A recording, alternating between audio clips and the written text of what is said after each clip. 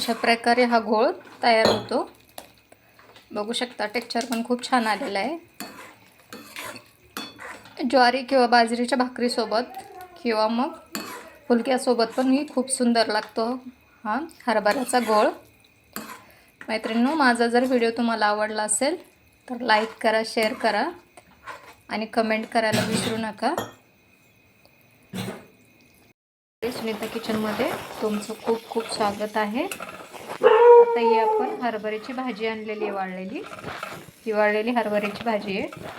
आता आपल्याकडे हरभऱ्याचं सीजन चालू आहे, त्यामुळे गावाकडे ही अशी भाजी बायका कुटून आणि याला वाळवून अशा विकायला आणतात। त्यामुळे मी पण ही बाजारात मला भेटली म्हणून मी आणलेली आहे। अशी एरवी भाजी भेटत नाही। तुम्हाला जर वर्षभर साठवून ठेवायची असेल तर तुम्ही खूप सारी वल्ली असतानाच घेऊ शकता आणि याला साठवून ठेवू शकता। अशी वाळून वर्षभर राहू शकते ही भाजी। आता ही भाजी मी बाजारातून विकत आणलेली आहे। आता ही मी माझ्या आजीच्या पद्धतीने बनवणार आहे भाजी। ह्या भाजीमध्ये ना आजी आमची थोडंसं 1 चमचा बेसन घालायची आणि 1 चमचा ज्वारीचं पीठ घालायची। हा छोटासा दुधाचा चमचा आहे, त्या चमच्याने मी घालते आहे त्याच्यामध्ये आणि याला अशी लावून घेणार आहे। खूप टेस्टी लागते ही भाजी आणि ही भेटत नाही आधीमध्ये भाजी, ह्या सीजनमध्येच भेटते ही भाजी। पहिली खूप भेटायची, आता काय भेटत नाही। आम्ही छोटं होतो त्यावेळेला माझी आई खूप आमच्या शेतामध्येच ही भाजी असायची, तर आमची आई असे रोजगारी लावून वगैरे ही खूप सारी तोडून घ्यायची आणि याला वाळवून डबा भरून ठेवायची, जेणेकरून ही वर्षभर आपल्याला पाहिजे तेव्हा ही खाता येते ही भाजी। आता ही कशी बनवायची ती मी दाखवणार आहे तुम्हाला।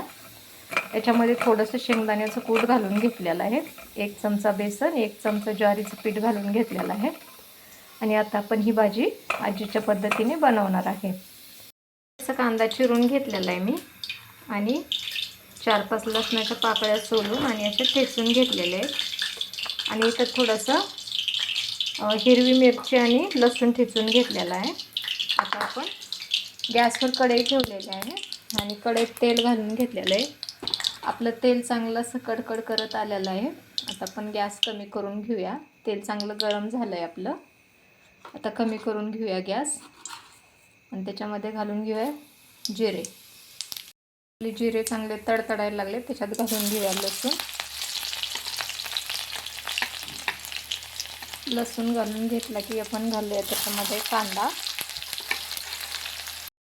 आपण चांगला फ्राय करून घेऊया।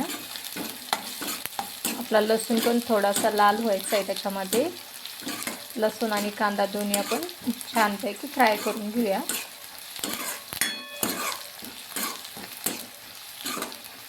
आपला कांदा छानपैकी असा गोल्डन फ्राय झालेला आहे, त्याच्यामध्ये घालून घेऊया आपण हा ठेचा वाटून घेतलेला आणि त्याला आपण 1 मिनिटभर भाजून घेऊया। आपला ठेचा पण चांगला भाजलेला आहे, त्याच्यामध्ये आपण थोडीशी हळदी पावडर घालून घेऊया।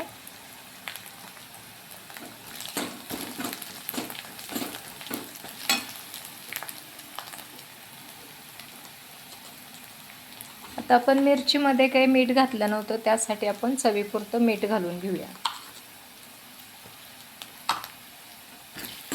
ते पण असं मिक्स करून घेऊ त्याच्यामध्ये आणि आता त्याच्यामध्ये घालून घेऊया पाणी। आपल्याला जेवढं पाणी पाहिजे तेवढं आपण त्याच्यामध्ये घालून घेऊया आणि याला आता एक उकळी काढून घेऊया। पाणी थोडंसं जास्तच घालायचं त्याच्यामध्ये, म्हणजे त्याच्यामध्ये आपण ते ज्वारीचं आणि डाळीचं पीठ घातलेलं आहे ना, त्यामुळे ते थोडंसं घट्ट होतं, म्हणून त्याच्यासाठी पाणी घालायचं। आता मी भाजी 2 माणसासाठी बनवते, एकदा नक्की ट्राय करा मैत्रिणींनो। खूप सुंदर अशी भाजी होती। तुमच्याकडे जर भेटत असेल तर एकदा नक्की ट्राय करून बघा, तुम्हाला खूप आवडेल। सिटीमध्ये सुद्धा भेटते ही भाजी ह्या सीजनला विकत, फक्त माहिती पाहिजे। आता आपल्या ह्या फोडणीला चांगली उकळी आलेली आहे, तर आपण याला असं थोडं घालून त्याला आपण असं हटवून घेणार आहोत। याला कोणी हरभऱ्याचा घोळ म्हणतं, कोणी भाजी म्हणतं. तुमच्याकडे काय म्हणतं त्याला नक्की मला कमेंटमध्ये सांगा मैत्रिणींनो. असं थोडं थोडं घालून आपण ह्याला मिक्स करून घ्यायचं आहे, कारण याच्यामध्ये जे पीठ घातलेलं आहे ना आपण, ते पिठाच्या गाठी बनतात, म्हणून हे थोडं थोडं घालून आपण हे मिक्स करून घ्यायचं आहे. अशा प्रकारे आपला छानपैकी घोळ याच्यामध्ये मिक्स झाला आहे, गाठी पण नाही झालेल्या आहे त्याच्यामध्ये.